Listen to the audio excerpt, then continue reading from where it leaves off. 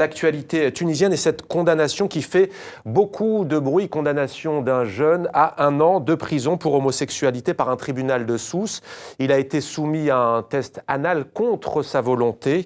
Ce jeune a donc écopé d'1 an de prison. Notre correspondant Rim Matlouti est allé à la rencontre de militants associatifs consternés par cette décision.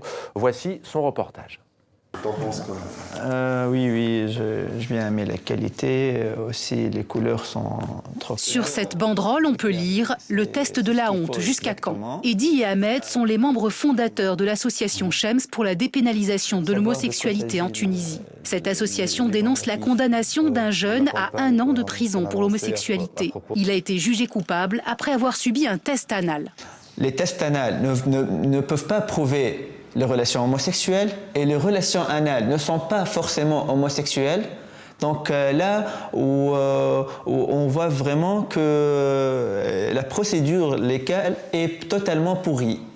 Malgré la nouvelle constitution qui garantit la liberté individuelle, la loi 230 condamne encore l'homosexualité de 3 mois à 3 ans de prison ferme. Elle devrait être révisée, mais la question reste taboue en Tunisie. Il y a des gens qui sont exclus de leur famille, où ils sont des mineurs, des jeunes, des lycéens, des facultiens, ils ne trouvent pas de refuge, social, ils sont rejetés par leur famille, par l'État et par la société. À part les intellectuels, les artistes et les associations des droits de l'homme, on n'a trouvé personne pour soutenir politiquement la cause que l'on défend.